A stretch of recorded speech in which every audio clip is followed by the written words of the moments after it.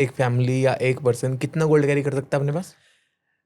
अगर इन्वेस्टमेंट की बात करें, कितना इन्वेस्ट करके मैं अपने पास? आपको 10 किलो चाहिए, 100 किलो रखना आप रखो, बट विद प्रूफ रखो। 500 grams for married women, 250 grams for unmarried women and 100 grams for main, जो आपको इनकम टैक्स वाले पूछेंगे नहीं, मतलब विच अगर उसके पास Okay. आपके बिल्स नहीं है तो that's fine, you can keep it, but above that आपके पास हर चीज़ का बिल होना चाहिए। आपके पास बिल है आपके परचेज के, तो आप जितना मर्जी गोल्ड रख सकते हो, there is no limit to it. Okay, मुझे लग रहा है इसका लो बन चुका है कि इतना ही गोल्ड रख सकते हैं। नहीं नहीं नहीं, नहीं ऐसा है? कुछ नहीं है, ऐसा कुछ नहीं है। आप जितना मर्जी गोल्ड स्टोर करो, बट आपके पास प्रॉपर बिल्स होने चाहिए कि आपने परचेज किया हुआ है।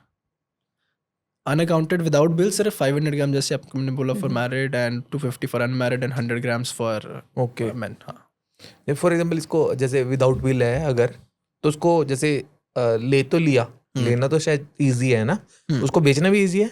विदाउट बिल हाँ, बहुत टफ, टफ है। बहुत टफ है। देखो अगर आप जैसे फॉर एग्जाम्पल मेरे पास कोई रिंग है ना गोल्ड की, अगर मेरे पास इसका बिल नहीं है, मैं आपको बेचने आता हूँ, तो आप लोगे या नहीं लोगे? नहीं लूंगा। अगर अगर मैं उस पे आपको हॉलमार्क भी लगा हुआ है। अगर मैं आपको नहीं जानता तो मैं नहीं लूंगा। मेरे को क्या पता आप कहाँ से उठा के लाओगे, क्या पता आप चोरी करके लाओगे किसी कहीं से। नहीं, बट उसमें आपको क्या फर्क पड़ा? आपने तो मेल्ट ही करना है एट द एंड। नहीं, तो कल को चोरी का गोल्ड होगा तो हम नहीं बाय करेंगे ना उसको, तो वो पुलिस स्टेशन वो सब रेगुलेशंस हमारे पे बहुत इंपोज होती है कि अगर आपको किसी से बाय करना है, आपको प्रॉपर उसकी आइडेंटिटी, उसके आईडी प्रूफ्स आपको सब लेना पड़ेगा and payment in form of cheque होएगी। तो सब ऐसे पूरा सिस्टम में चीज़ जाती है एंड वो भी मैं अच्छा। सिर्फ तो लूँगा कि सिर्फ आपको मैं जानता हूँ। तो अगर मैं आपको जानता ही नहीं हूँ तो मैं आपसे गोल्ड क्यों बाय करूँगा? क्योंकि क्या पता चोरी का गोल्ड हो, कहाँ से उठाया कहाँ नहीं गया, तो ये चीज़ें बहुत हो जाए। बट अगर आपके पास बिल है तो ये सेट फ्री।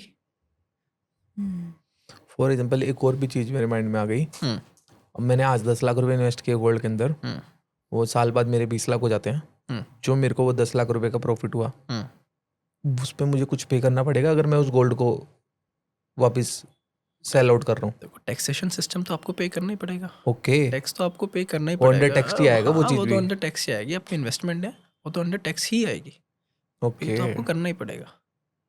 और तो इस चीज़ पे कितना टैक्स होता है? फॉर एग्जांपल अगर मैं बात करूँ कि 10 लिया था मैंने, उसका 20 बना लिया मैंने, इट्स तो मोर लाइक कि आप कौन से टैक्स ब्रैकेट में आते हो।